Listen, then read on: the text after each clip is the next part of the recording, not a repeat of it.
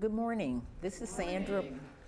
My name is Sandra Broom Edwards, and I'm going to be continuing the series of the sacred geometry with the second part. We covered the first part, which was the flower of life, several months ago. And the second part that we're doing is the Vesica Piscis, which is the first symbol to come out of the flower of life.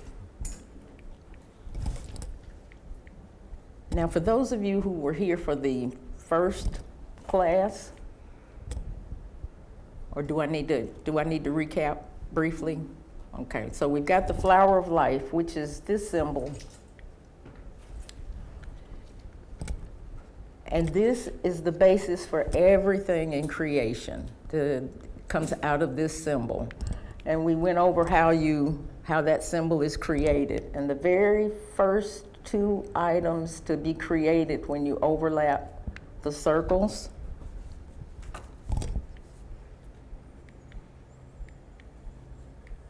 is the Vesica Piscis. That's what it's called. And in sacred geometry, it's the first pattern that's formed, and it's got equal centers the centers are equal on the radius. Now this area here is what's called the Vesica Piscis, and that's formed when these two circles are overlapped. Okay, there are some ratios and means that are associated with the width and the height of the Vesica Piscis. But it's the very first symbol to come out of the flower of life, which is the creation, which is the basis for all of everything in existence. Now, and I'm going to just say this as a disclaimer up front. The word geometry that's in this class is quite a misnomer for me because I always slept through the geometry class. It's the actual geometry. Had they taught us sacred geometry so that I would have understood exactly what and how geometry was used to create the world, I probably would have stayed awake and paid attention. Now, I don't know if you've heard of the golden mean ratios, but and I'm going to mess up with this thing a couple of times, so bear with me. These are the means that we're talking about, the width and the height.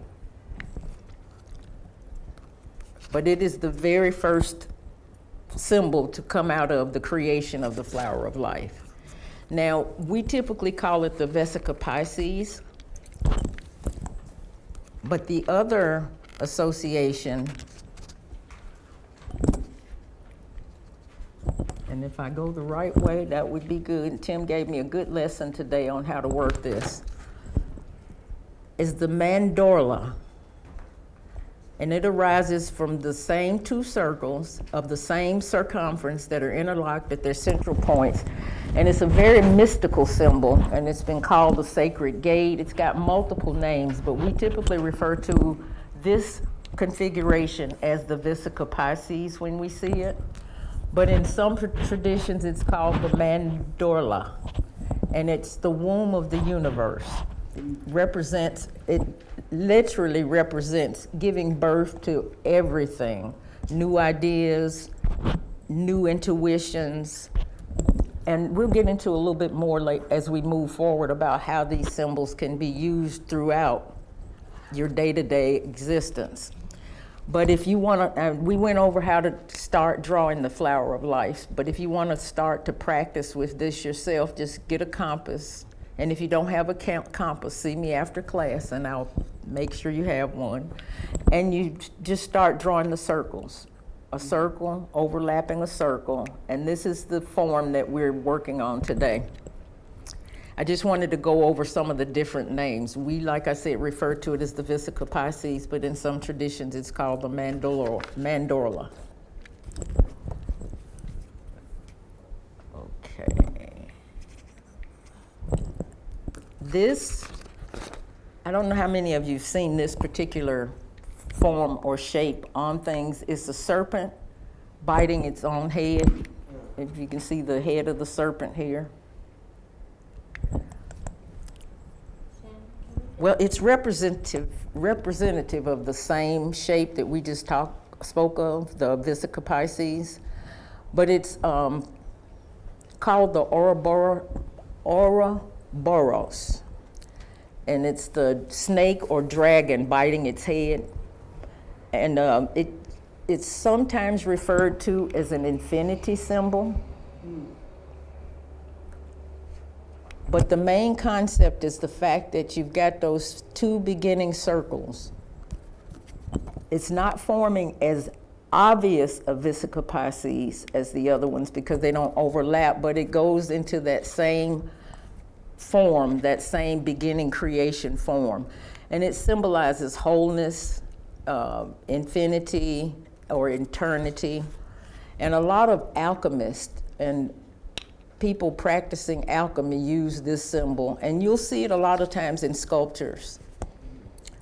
But it symbolizes wholeness, life, death, the two opposites of the equation, the cycles of life, those types of things, rebirth. So it's, if you were going death, life, the rebirth of things.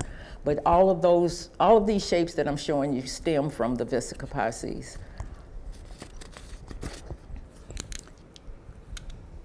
And I think I got this right. And if you have any questions along the way, just jot them down and we'll go over those at the end. And I may have a few questions of my own. And the mandorla, in Italian, so in different languages, that mandorla, which is the Vesica Piscis, as we call it, is called different things in different languages. And in Italian, it means almond. And since the almond was the first fruit tree to flower in the Mediterranean, its symbolism has been associated with new beginnings.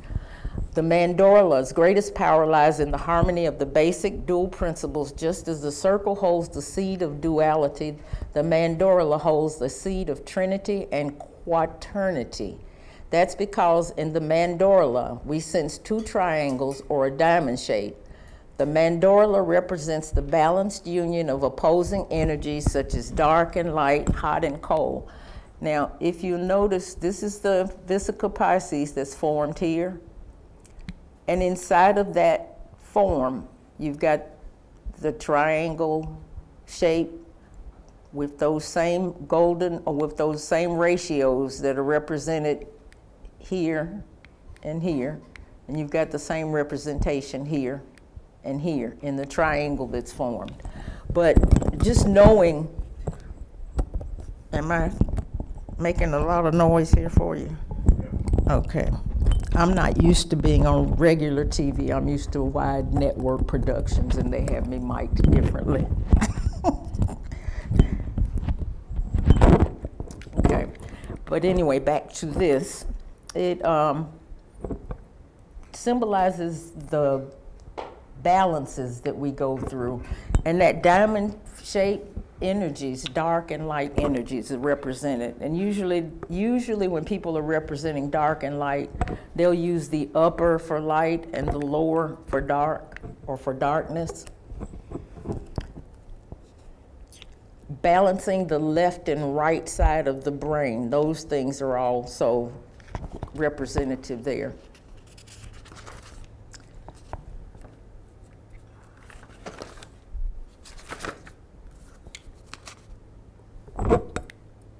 Another shape that comes out of this process is called the rune inguas.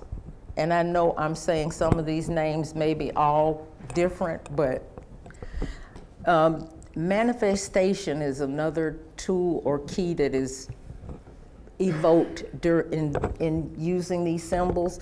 And I must say that one of the things about the Vesica Piscis is because it represents the womb or the birth portal.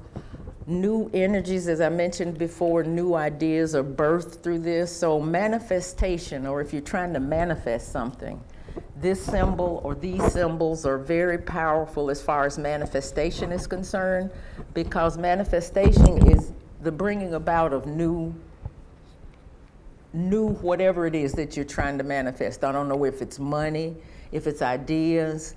It has to be birthed somewhere. So using these symbols is powerful for that. And even as we are born into this world, we pass through a mandora-like gate, and it's typically referred to in medicine as the vulva. And that's why the mandora has been associated with the goddess archetype, or the female archetype. Stands for the unity between heaven and earth, body and spirit, but also the coalescence of the masculine and the female, and therefore God and goddess. So the rune Ingwas, in some traditions, this symbol, which is the same thing as that triangle, and right here, it's not showing the Vesica Piscis around it, but anytime you take two triangles and you put one on top, one on the bottom, you get this form, which is the rune Ingwas. And if anybody can help me with that pronunciation, that would be fine. And it's also the so-called seed of life, of the flower of life patterns, create and hold countless magical symbols. But because this is the very first, we're going through why it is so important in the total creation of the flower of life, because this is where everything begins. And I want to point out, like I said, we call it primarily the Vesica Piscis, but in different traditions it's called different things. Like in the Germanic and Nordic, that's the rune Ingwas is where that name comes from. And it has, even though it's triangle shaped, when we discussed the flower of life earlier, you remember we talked about round or curved symbols represented the feminine. Well, straight lines represent masculine. So this would be, if you've drawn this symbol inside of the Vesica Piscis, would be a male representation. Anytime you see straight lines in the flower of life, that's the male energy or male representation. And if it's a curved line, it's the feminine. It's used in magic for permeating other realms and releasing emotions and energies.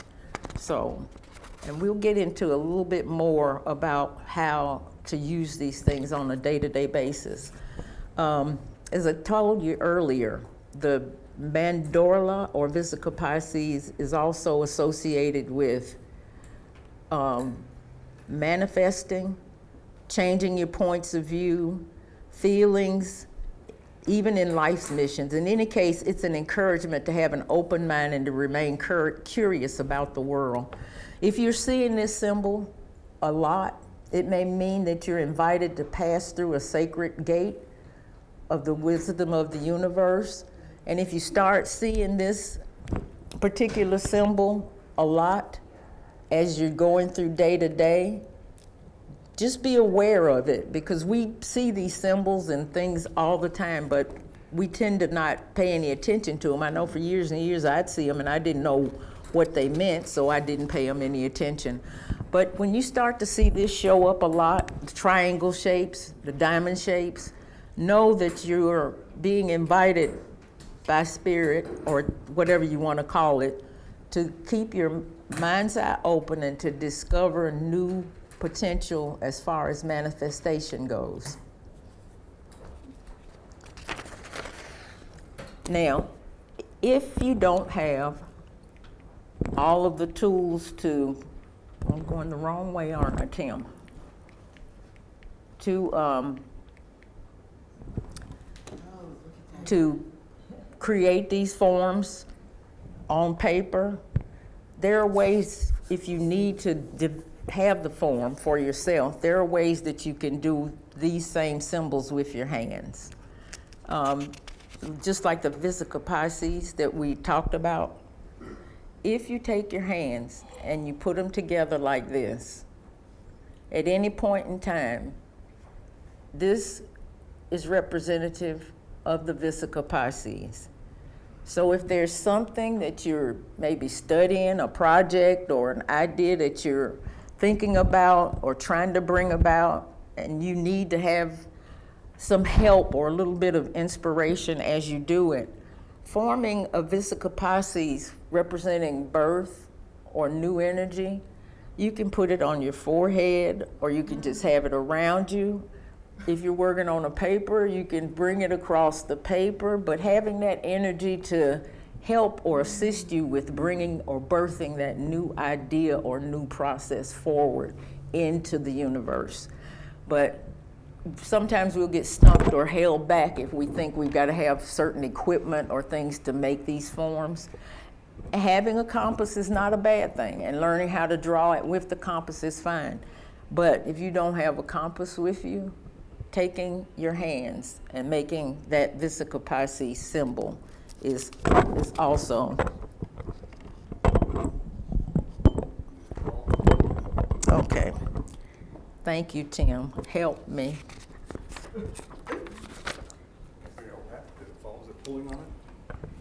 My necklace. No, it's this. Oh, I got you.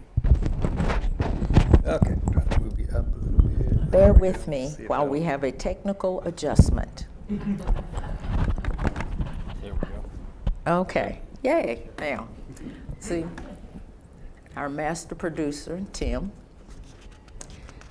And you can also make that same shape with your legs. If you're laying in the bed and you're trying to think of a new idea, or you want inspiration for a new idea to come to you, you can, now don't ask me to do that one because I'd have to be laying down to do it, but imagine taking your feet and putting your feet together and having your legs form that same symbol.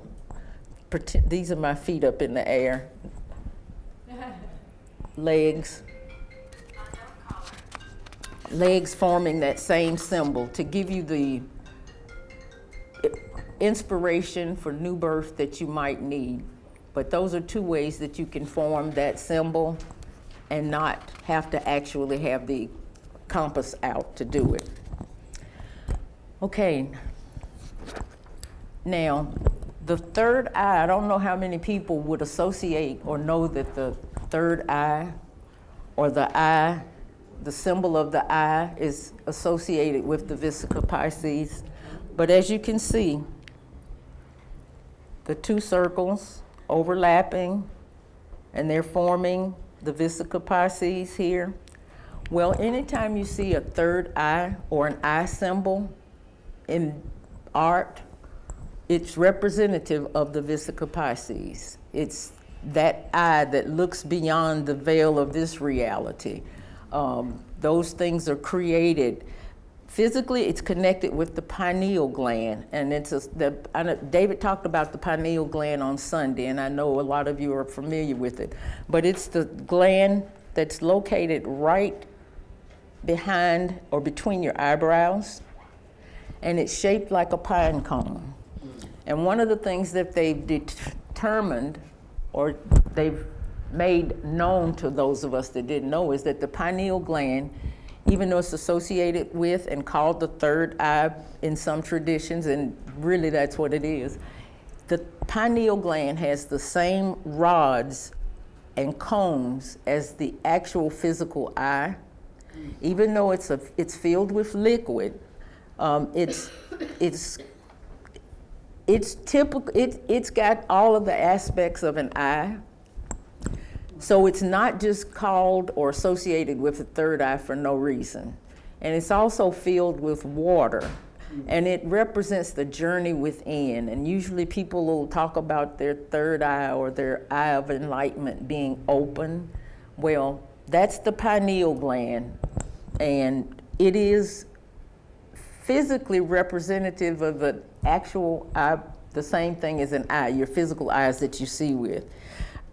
It's the inner eye. So the fact that it's filled with fluid is interesting because you're looking into the fluid is like looking into that journey within.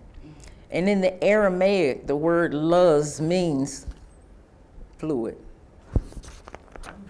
Now, we're talking about this symbol, and I know most of you have seen at some point in time,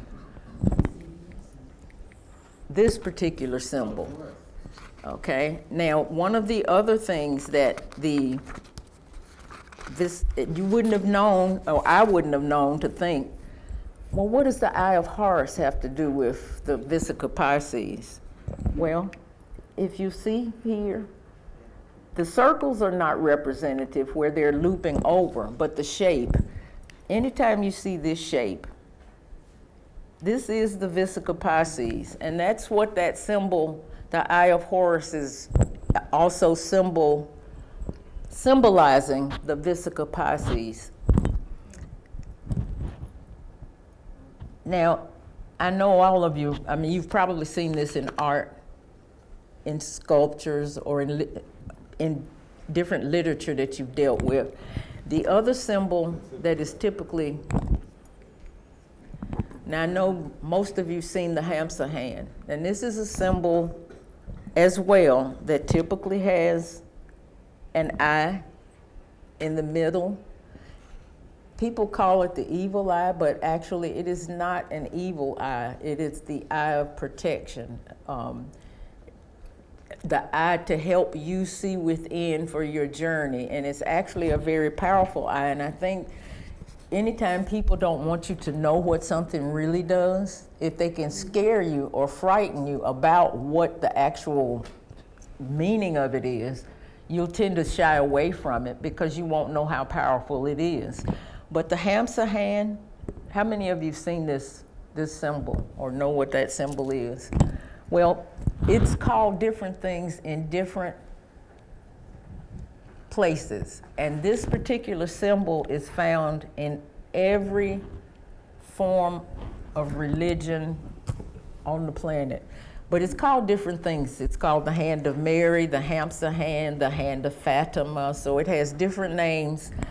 And I won't get into the fingers, but the 5 fingers represent things. But the main thing we're focusing on today is when you see the hamster hand or the hand of Mary, and you see this symbol with the eye in it, it's representative of the Vesica Piscis, which, as we've said, symbolizes birth, new energies, and protection when it's got the eye enclosed in it, or a journey within to seek out the other things that can protect you. Now, in North Africa, the Hindus and the Buddhists believe that the third eye is located in the middle of the eyebrows in line with the pineal gland. We've already talked about that. And if we've been paying attention to David on Sundays, he's gone over that quite extensively. And anytime you see the word pine in the front of something, think about now the difference. You know, you got pineapples. Pineapples are shaped like a pine cone. If you look at a pineapple, it looks just like a pine cone. Pine cones, so pineal gland. Those words don't come about just haphazardly. So start paying attention to the words that are associated with certain things that we maybe not have paid attention to or had any reason to pay attention to. But if it's got pine in front of it, chances are it's got some association with the pineal gland in some way. So even pineapple, as far as a fruit is concerned, you'll find in some cultures takes on a spiritual significance. But just little tidbits, and God knows there's no way I could go over everything that's associated with this particular symbol, but I'm trying to give people an overview so that they'll start to be aware. And we're always encouraged here at HeartLight, as you find something that resonates with you, take it upon yourself to go further and deeper with it. Now, another thing, that in the Bible, Ezekiel's vision describes an eye-covered wheel of the throne of God. A curious eye symbol can also be observed in the Norse mythology. And then the Odin, and I don't know how many of you are familiar with the Norse mythology, but Odin legendarily, it's something about this seat or podium that makes your words not want to come out right. Sacrificed one of his eyes in the well of wisdom, and his 2 ravens from then on embodied his physical eyes and roamed the earth. And it's quite possible. Now this is Odin, Odin, the symbol Odin. So if you ever see that, look carefully and you'll see the representation of the third eye here. And then these ravens that are on either side of Odin. After he supposedly sacrificed his third eye, these ravens roamed the earth as his physical eyes after that. But this particular statue in itself is full of sacred geometry symbols and symbolism, and each one of them means something different. And even though it says that Odin sacrificed to the sacred whale, but his third eye was, which supported the idea of the fact that the pineal gland is the hollow gland with liquid inside, and his third eye literally gazes into the water. So this was supposedly the eye that he sacrificed, and these two were able to roam after that, being able to survey the earth. And I encourage you, as you see these old statues and symbols, start to look for different things. And like I said, this particular form in itself is so full of so many different sacred geometry symbols, and those things were not put there by accident. The people back during the times when most of these artifacts were being created were quite aware of the power associated with those symbols, and they were incorporated into those things for a reason. Now, when you see most staffs, when you're talking about royalty or kings, Cyrus, this staff, if you, and I'm gonna get this right eventually, if you notice the top, it's got a pine cone symbol. Now the Egyptian staff of Osiris, once again, we got a lot of sacred geometry symbology going on here, but in the top part of it, you see the pine cone here? Pineal gland, Vesica Piscis, right here at the top.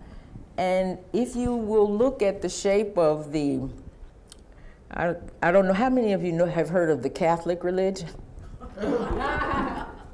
If you pay attention to most of there's so much symbolism from sacred geometry in Catholic attire.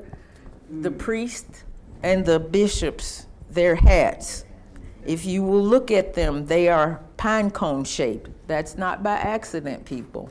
They're not just big fluffy hats for no reason. They're shaped like pine cones. The staffs that most royalty carried, they have the pine cone emblems on the top of those staffs. In most Catholic churches, you're going to find that pine cone symbol or emblem somewhere throughout the artwork that's there. And those are two symbols there, but like in the Mesopotamian gods, this particular picture, if you ever see this, what it's representative of as far as the Vesica Piscis or that pine cone is, you see the two gods, and those are what they were called, gods. They're surrounding the tree of life. This is the tree of life. And once again, full of sacred geometry symbolism, but we're not going through all of that today. What I wanted you to notice is that each one of them is holding what looks like pine cones on either side of the tree of life. Not by accident that that's done. Anytime you see these symbols show up in art, it's representative of the power that is within that pineal gland, the pine cone, and symbolism. All of it's connected, like I said, with that third eye. The Buddhist and Hindu cultures find pine cones as a single statue standing in temples on top of Buddha's head. I mean, we've all, and I don't know if you can, because Tim told me Kuan Yin was, she doesn't have it, but if you look at the statues of Buddha, Usually you'll see a hat on top of Buddha's, or I say hat, but on Buddha's head. Look at it the next time you see a statue of Buddha and see if you can associate or point out what it is that's there. It's that pine cone symbol. And the Mesopotamians must have been really big on using this a lot, but it's throughout all of the different cultures.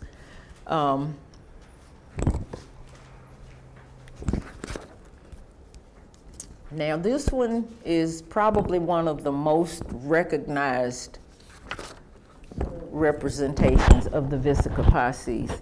But because it's turned on its side, most people don't associate it with the Vesica Piscis. But as you can see, we've got that same shape, but it's turned on its side.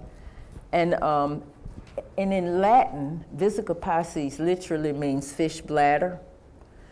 And you've seen this on bumper stickers probably throughout the South. It's that symbol that's used in most Christian churches to represent Christianity. They don't tell you that it's a Vesica Piscis turned on its side. In a lot of churches, when they see the figures of Mary, the Virgin Mary, or Jesus, and you'll see this symbol a lot of times, but Jesus was referred to also as the fisher of men.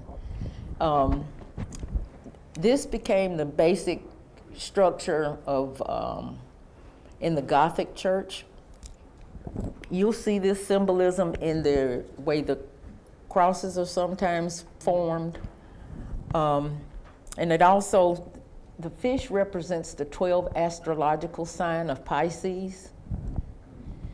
But now when you see these on bumper stickers of the person who just flipped you off and tried to speed race to down 77, you'll know what that actually is representative of.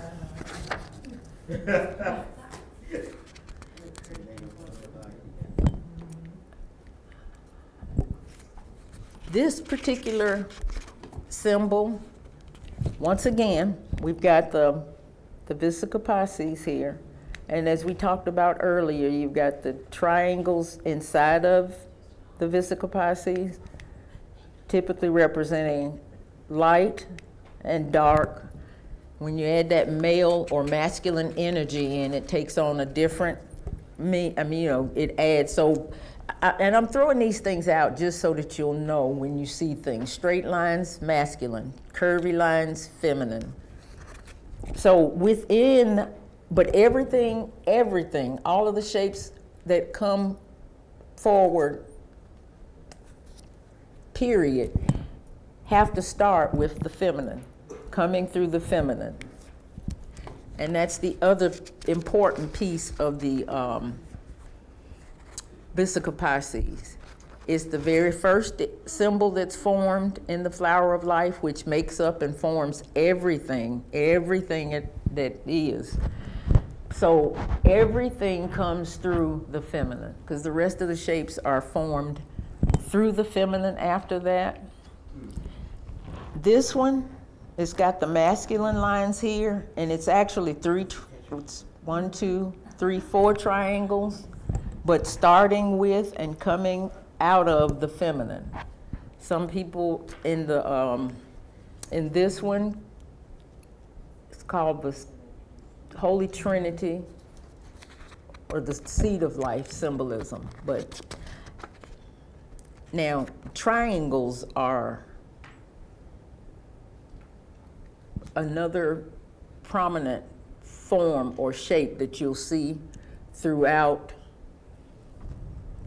pretty much a lot of everything. If you go in any cemetery in Charlotte, you're gonna typically see a triangle, even if it's just on the top of an obelisk. I mean, you've seen those, the statue, the Washington Monument is made up of, on the top, it's triangles, angled and shaped on four sides. That forms a triangle or a pyramid on the top, and the shape of the Washington Monument is called an obelisk. And if you go in pretty much any cemetery in the country that has headstones, you're going to see the obelisk probably in that cemetery somewhere. A lot of people that put them on their relatives' graves maybe didn't know what the symbolism of that form was, but trust me, their ancestors down the line knew at some point. And if you even look at the symbol for the Masons, the Masonic symbol, it's triangle and compass and a combination of several different sacred geometry symbols. The Masons were very, very adept and knowledgeable as far as sacred geometry was concerned. And those shapes in Washington are not there by accident. And even if you take an aerial view of the city of Washington, the way the streets are laid out, you will find symbolism in the way certain streets come together.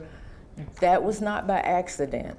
The design of the seat of our government has sacred geometry symbols all through it and in it. And in the very center of it is the Washington Monument, which was put there in that shape by not by accident. And there is a obelisk in every capital in the United States anyway. There's one in a government seat in every city throughout this country. I thought that was not true until I found that fact out and started to actually look as you go through cities, and you'll go, there is one there, but it's not there by accident. Please, and that's the other reason that we're doing this, to make you aware, so that you know these things that we see and those shapes that we're seeing are not by accident. Powerful, powerful symbol, triangle, as far as meditation, manifestation. And once again, if you don't have a compass and you don't have a way of drawing a triangle, you've got two hands that can also form that triangle for you. I belong to an organization that has this as their symbol. And it's not by accident that if you look at most of the Greek sororities and fraternities, their symbols and their signs are going to have sacred geometry associated with it. And even though it's on the campus of the college that they're associated with, or it's fun and all, but the people that originated those Greek fraternities and sororities incorporated those symbols into those fraternities and sororities for a reason. It's gotten lost over the years, but we're waking back up to those things. But anytime you need to form a triangle, this is how you do it with your hands. Powerful symbol before you're ready to eat your food.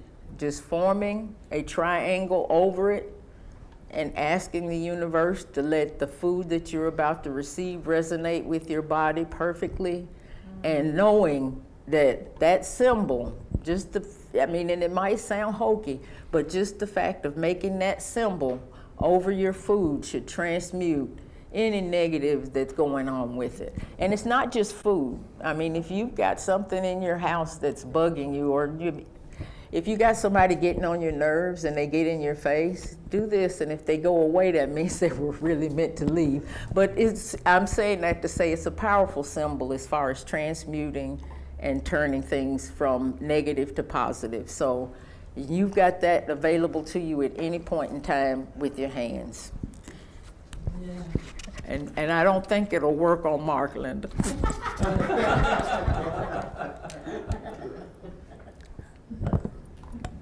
And I meant to put that slide up before I went through that whole spiel there. The representation of the triangle using your hands. Is it any different upside down as opposed to? No, it was just giving a representation of the hands. And now, let me put it this way. Let me back up. I said no really quickly, but each one of these symbols that I've shown you today, I mean, there are literally hundreds of books and researches just on on the individual symbols themselves. So I'm not gonna say that upside down or down doesn't mean anything. I don't know what the difference might be, but there may be some difference in if you're holding it up or down. But like I said, typically the form going up like this is gonna be representative of light. So I guess if you're doing it this way, it would represent dark, yin, yang, but it's something to give you to ponder, and if you want to explore it even deeper, you can. Pretty much that's the end of the presentation, but I'm going to open the floor up for questions. Does anybody have any questions? According to Google, the downward pointing triangle is a symbol of transformative energy, where the triangle pointing upwards is spirit or consciousness. See, Google is a wonderful thing. And it's called Google not by accident. But sometimes, I mean, and for people who doubt the existence of that inner matrix that we live in, that we exist in, just know that Google is a powerful thing as well.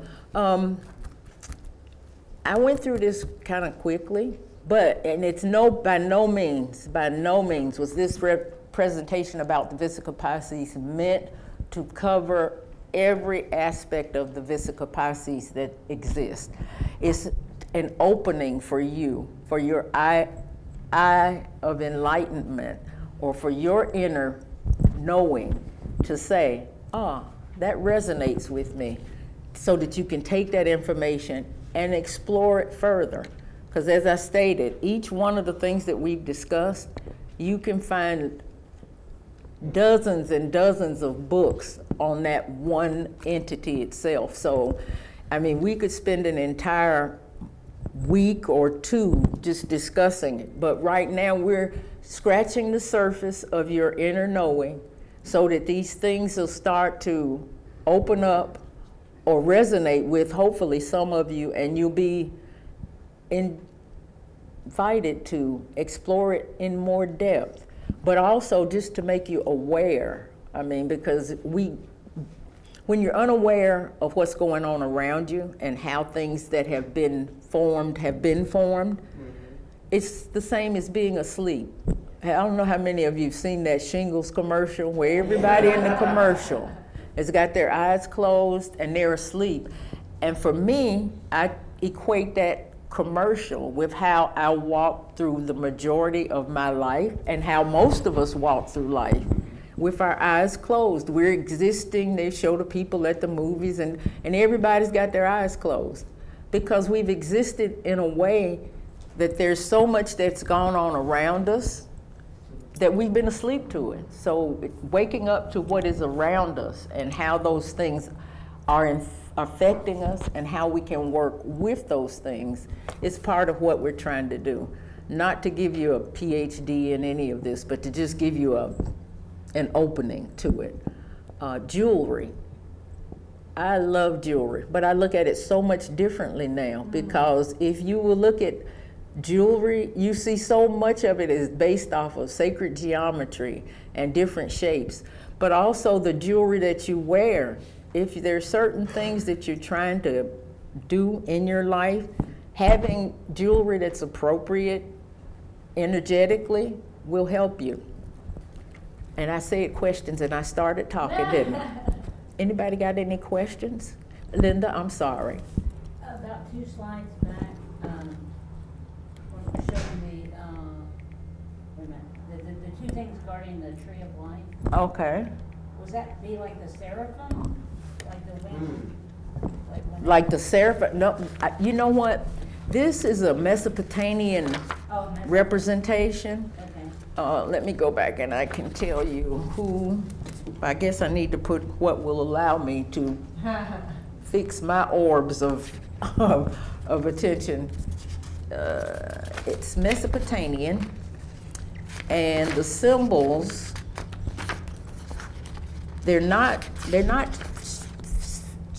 actual gods, and I don't know their names, and I wanted to call one of them Thoth, but I don't think this one is Thoth. It looks like those. It does, but it's Mesopotamian gods. Okay, And so it may be Thoth, but yeah, this tree of life is a little bit different from what we see in the representation of the tree of life that we typically see in jewelry.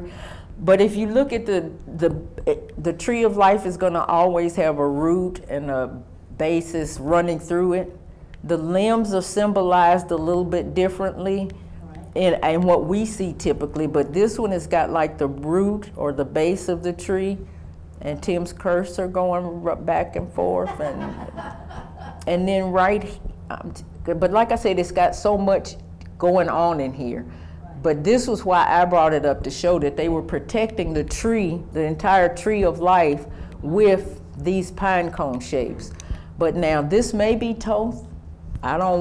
Anytime I see a male body with a bird head, I immediately think of Thoth, but I can't say, because this one's a bird too, but his beak is different from this one's beak. Now they do have the wings here, but down through the tree you've got the triangles, and I mean so start looking at things more carefully, because they were put back before Constantine and his crew and the other group that got a hold to what we've been taught, or most of us that from the Christian, I mean, and if you're not from a Christian, that other the Catholic early, they knew these things, but pay attention to the artwork, the symbols that are in there. Terry, you had a question? I was just going to make a comment. I'm looking at you said he, but are they carrying pocketbooks? Maybe they Huh? maybe they are a she instead of a he, or Let me see. bag. I'm like, what's I with need the to put bag? my glasses up further. Book was also seen on the ancient forms from the Anunnaki. They Yeah. also had the little hand pocket. Yeah, and I was wondering. Well, they both got little pocketbooks, so I don't know. I mean, I'm. They look like baskets that are holding Uh-huh. pine cones. yeah, I think so. But this was used, and that's what I'm saying. You can take one picture, and we could take a picture of a sculpture or some of the old artifacts that are found in churches and cathedrals around the world, and you could spend, now that you're starting to know, you could spend an entire day just going through the symbolism that's included in those things. And we know now, and I used to just think it was pretty art, but now I know, no, it was art that was designed in a specific way for a specific reason. It's a shame that a lot of that got wiped out or hidden from us so that we didn't know. But now that you know, if I didn't cover something in this and it's burning here, that's your inner knowing telling you, research it further, go deeper with it, find out as much as you can about it. But these are good questions. I haven't been able to answer any of them effectively, but good questions. Anybody else got a question? I have a story I would like to share. Huh? I have a story I would like to share. Oh, okay. In Washington some years ago, we had acquired 4, and we didn't know why, we had acquired 4 crystal tetrahedrons, but we took them with us into the woods to go for a walk, and Johnny found a piece of bark and put them on it, and he was putting them in the sun to energize them as we went on our walk. And there was the 4th one had this gold zigzag band through it. And we thought the first 3 would be one for me, one for him, and one for our little dog Molly, but we didn't know what the 4th one was. And as we were walking, there was this white moth with a gold band, zigzag band, laying in a puddle, lifeless. And so we picked it up and put it on the bark with the tetrahedrons and kept walking. And by the time we finished our walk and got in the car and went down to the beach and sat, and we had the bark up on the dash, suddenly the moth reared up like this and just looked around for a minute and like kind of moved its wings and then went back down again and went lifeless again. but we thought the power of those tetrahedrons seemed to be pretty strong. Yeah, I mean, like I said, I don't take any of this stuff for granted anymore. And I'm like looking deep into things to see what shape is this and what form is this.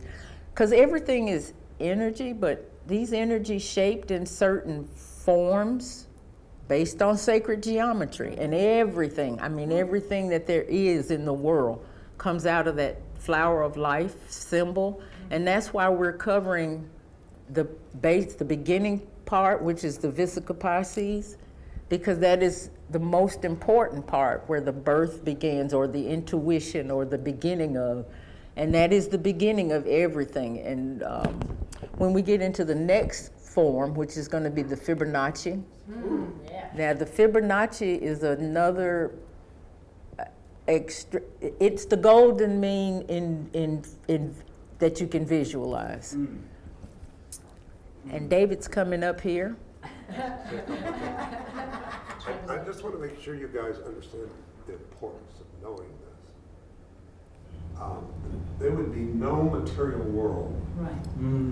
if there wasn't for proportions. Just think of everything was energy at one time. So how do we have a material world that's based upon symbols of proportions that captures that energy into a design or a symbol? So that's even your bodies, everything, your chair, whatever. So in the world we live in, just like Sandra so beautifully let us know, they knew these things. Catholic Church, those who have really had the power, have known these things because they were closer back to the day in which these things were known. We're further away now. But they integrated it into what they organized these things, understanding that give them power because they understood it, but they didn't tell it to the masses. So this is a time in which the masses now have this ability to do it. But I just want you to notice something. Look at this room. You're in a square room. Masculine. I bet you live in a square house. Masculine. I bet every room in your house is square. Masculine. Everything you do is in the proportion of a square to keep you boxed in. And in the The masculine most energy. perfect places, if you want to feel differently, is going to a round. If you can find a round room, that'd be my dream, to have a round center, or to have a round room somewhere in your house. We don't, but by putting some of these symbols in here, whether it's the chimes or the amethyst, the flower of life, the lotus, bowls like this, helps us in here to reportion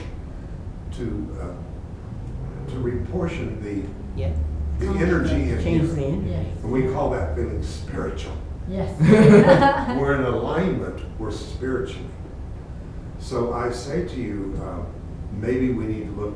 Now, Tim and I have been doing this for a long time. We learned this from Barbara Marx Hubbard back in the 90s about making the triangle of your food and asking that this food resonate perfect with our body.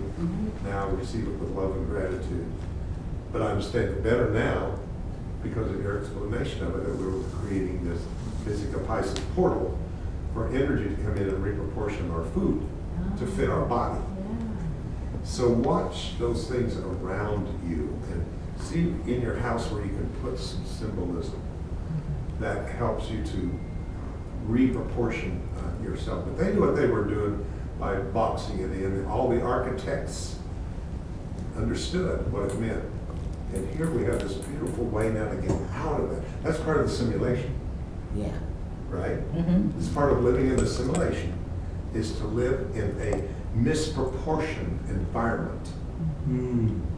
So I think this is just so important that it's come up now to us of what we can do. And I think that's one of the reasons we have such a difficult time healing, if we heal at all, or anything we're trying to manifest. We're trying to manifest in an environment that is not in proportion and alignment with our truth, with heaven. We got to get earth in proportion to receive heaven, or a higher self. So I just wanted to say that because I think this is so important, it's so beautifully done.